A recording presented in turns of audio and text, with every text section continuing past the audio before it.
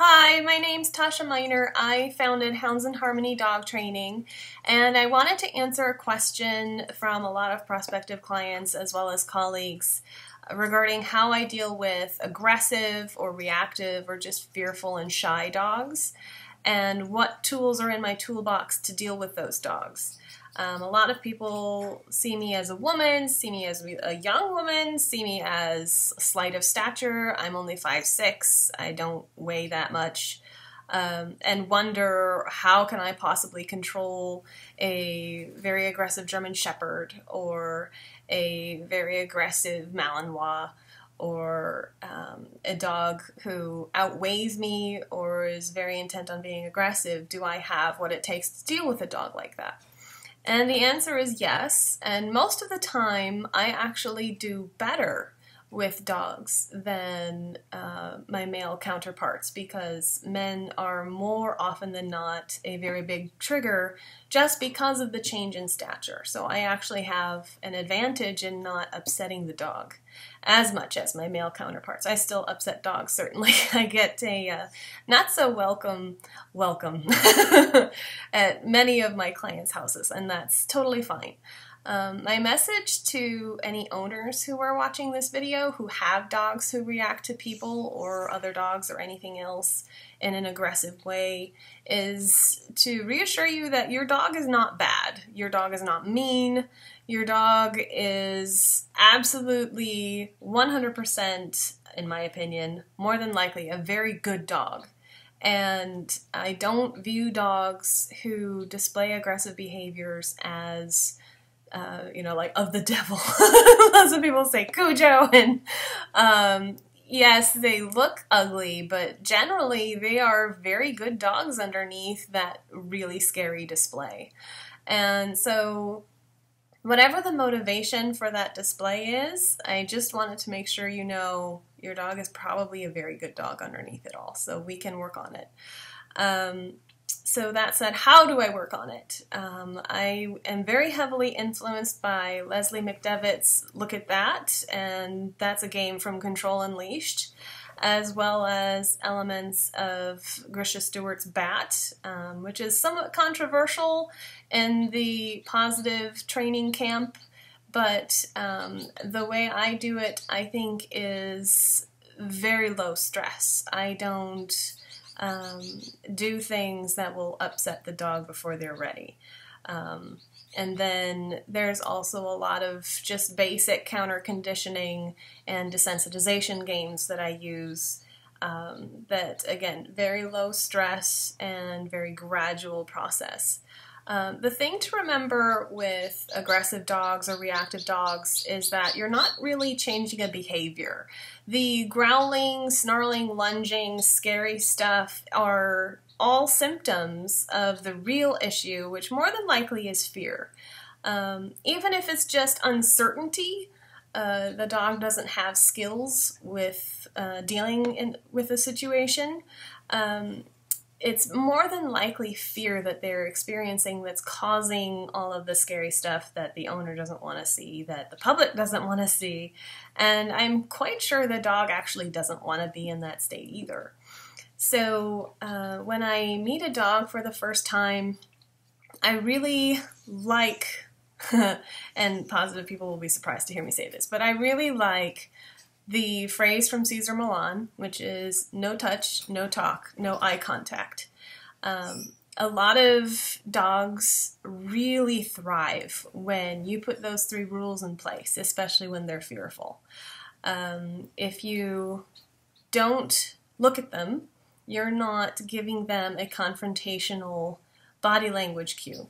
When dogs do this to each other, they're not doing it to make sure that you're paying attention and not distracted like people do. They're doing it to get confrontational and to let you know they mean business. So dogs who start to stare are giving me a clue that whatever they're staring at is making them uncomfortable. If a dog is across the street, for example, and the dog I'm working with starts to stare, I will interrupt right there and get more space before the explosion can happen. I don't always have that opportunity. Owners don't always have that opportunity. We get surprised by life all the time. But that would be the goal. You want to catch these really subtle signals early. And then no talk is also really important. I want the dog to experience me in stages. So I will be very quiet when I first meet a dog.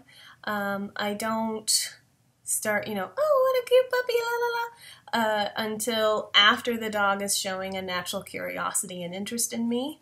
And I encourage all new people to take that approach with any dog you don't know, just in case. And then with the no touch, that's probably the most important one for the safety of the person as well as the emotional health of the dog. So many people think that if they can just pet the dog, they will prove that they are a friendly person and the dog has nothing to fear.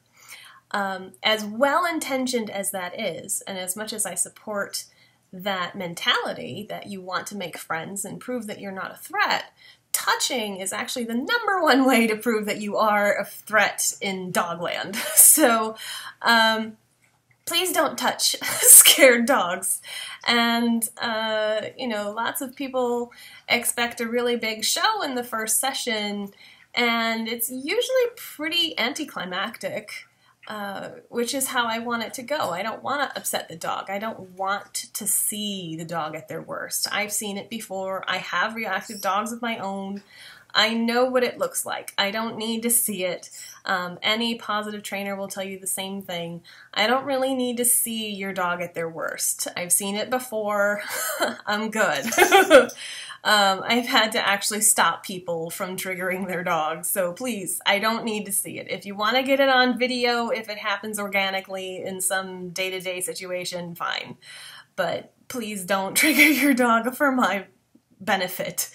The protocol for dealing with all the different types of aggression is pretty much the same. I have had a lot of trainers say it's exactly the same. You're going to desensitize the dog to the trigger, and you're going to counter condition the response to it, and it doesn't matter what the trigger is or what the dog's motivation is. I used to kind of fall into that camp. Now I have learned that there is somewhat of a difference in how I want to approach something, how much counter conditioning I need to do before I can do sensitization, or if I need to do desensitization before I can do counter conditioning, and what games I want to use when.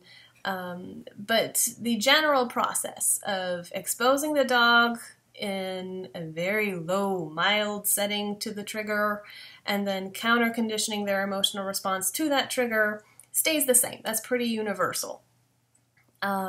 So again, when dogs are aggressive, it's usually because they're fearful, so do keep in mind this is like emotional therapy for a dog that doesn't speak the human language.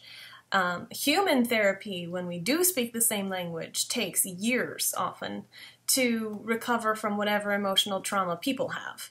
So you can imagine how difficult it would be for dogs to recover from an emotional trauma with a being who is not of the same species and does not speak the same language. As much as I would like to be able to speak dog, I can only do certain things to avoid making them upset. I don't actually speak dog.